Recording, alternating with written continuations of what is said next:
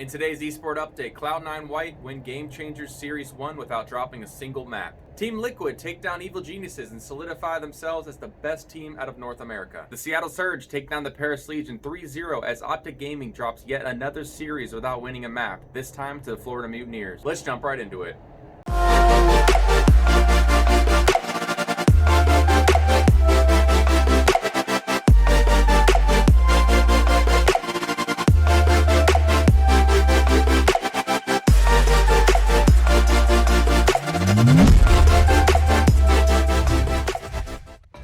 Cloud9 White's journey from qualifier to the main event led them to 6 different series where they didn't drop a single map, having an overall record throughout the entire tournament of 13 map wins to 0 losses. Their star fragger KD had a combined average of plus 20 KD differential throughout the entire tournament, leaving many to question, should Cloud9 White's KD actually be on Cloud9 Blue? Just by checking out this clip here, you can see that KD is an insane talent currently in the scene. And with Cloud9 Blue struggling to replace the missing spot that TenZ left on the team, in my opinion, it only feels right that maybe KD deserves a shot. What's your guys' opinion on the matter? Do you think that KD deserves a spot in Cloud9 Blue? Or do you think it's too early and that Zeta might actually be the replacement the team needs? Here's a couple of clips from Cloud9 White's run through Game Changer Series 1. So you can really assume that the rest of the squad is right behind it. Obviously, we can see that this squad is right behind it. And this is a spooky spot with the curveball queued up.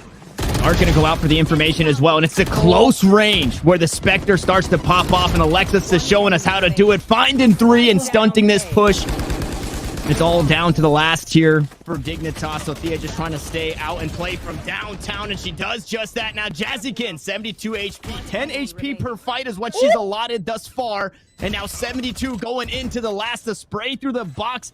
Emily working against the clock here, has to get the kill and the defuse. Jazzykin playing the clock so huge. It's a Can Benita hit the shots that she didn't last time with the Hunter's Fury? No, she doesn't. That's the problem. And unfortunately, she doesn't get as much damage as she needed there. And the showstopper, Jazzykin, you were subbed out for map 1, but no, she doesn't make it happen. She can make it happen with bullets instead there. How does that pay off? And it's actually a half buy that they had, but Naomi tries to stay alive. It doesn't work out. The defuse is going to come out for Cloud9, and they are the women's champion of the VCT Game Changers. Cloud9 White over CLG Red.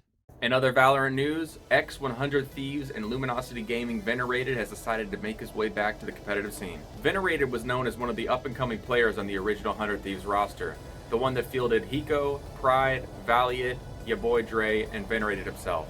It seemed when he joined Luminosity Gaming that he actually had burned himself out from competitive play, and he decided to take a back seat. But with Sentinels currently needing a Sova, and Venerated making his way back to the competitive scene, could Venerated be making his way to Sentinels? While Sentinels did list TenZ on their Challengers 2 roster, no one knows for sure whether they're working on another contract or if they're just putting him on there so he can play the initial matches. If that contract does fall through, should they look to Venerated? This could open up Shazam to play Jet again like he wanted, or is Venerated going to have to go to a lower tier team because he's been out of the scene for so long? Team Vitality has decided to replace players Fiku and Machina with Loki and Jesmond. You'll remember that Vac and Jesmond were both part of the squad Nolpenki. After First Strike, Nolpenki disbanded and a few of the players were picked up by other teams. Team Vitality has been struggling as a core since signing this roster, not making it past round 32 in both Challengers 2 and Challengers 3. So it's no surprise that they're picking up a familiar face because right now they definitely have a lack of chemistry. In today's CSGO news, Team Liquid take down Evil Geniuses 2-0 to not only solidify a playoff spot, but crown themselves as the best team out of North America. Since Fallen has taken over the IGL for Team Liquid, their stock has been nothing but rising.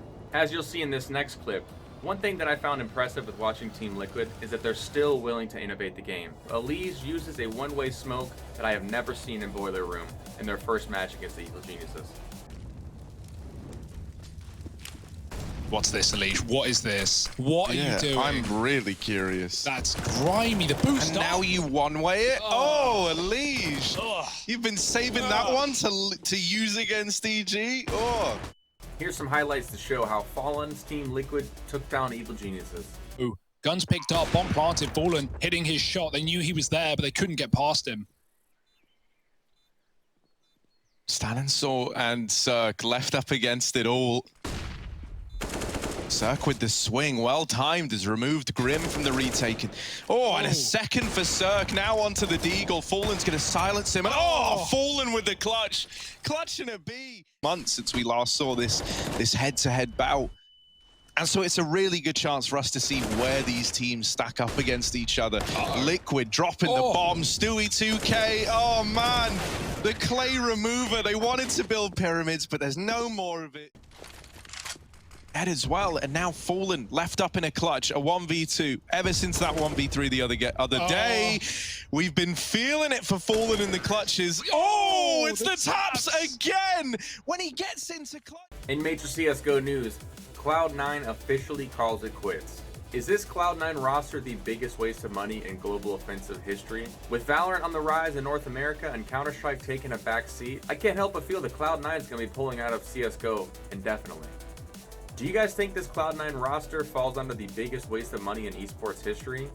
It's hard not to like this Endpoint roster. After a relatively demoralizing half against Astralis, being down 11-4, and then losing the pistol afterwards, they decided to make the best of it by doing a 3-man troll boost in the corner near terrorist spawn. ESL released the comms, and here's the clip of the entire round, and personally I thought it was hilarious. Oh, wait, can you get stuck into the wall? Oh, stop shooting, mate. Go, Quick. Spot for info. Jump. Go! Get off! Mere, tror jeg. Nej, hvad helst ikke ud. Sidder op til højre, Emil. Ned, en til. Emil, ja. Ud af højre. Hvad fanden var det for boost? Okay, altså. Hvordan fanden spotter du det? In Call of Duty news, the Seattle Surge took down the Paris Legion 3-0. There's no doubt that the Seattle Surge are definitely getting confidence in this roster. I don't know if it's the new QBZ meta, or if Looney is just getting a good read on his opponents, but there's no doubt that Pristini and Octane are extremely happy with their recent results. I mean, look at this. When's the last time you saw Octane smile after a match? As a Seattle Surge fan, I'm extremely happy. We were literally 1 second away from being 3-0, which leaves a lot of questions now. What team is actually the worst team in the CDL? Paris has not looked like themselves since this new meta change. I don't know if the XM4 meta favored them more, because Aqua is still doing pretty decent. Is Saints from the New York Subliners Academy hinting at a roster move to the Paris Legion? With Fire not being the rookie that we thought he was going to be this year, Paris Legion could definitely use somebody to help Scraps, because for the most part, Scraps has been playing very decent.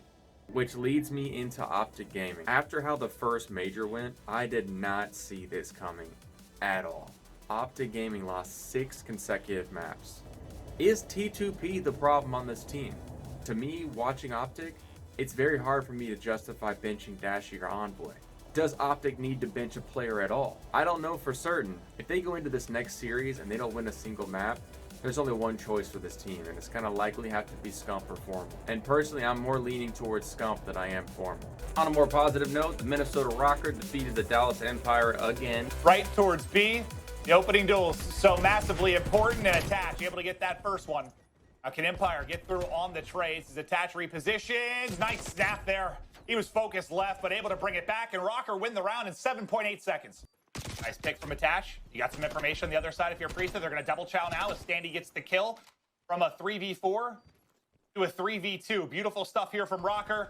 1 by 1. Empire is falling. They all drop. Well, Dallas Empire, it's worked. They're going for it, but this time Shotzi gets first blooded, and this is going to be maybe another quick round for Rokkr. Yeah. So massive here for either side. It's Priestess that gets it.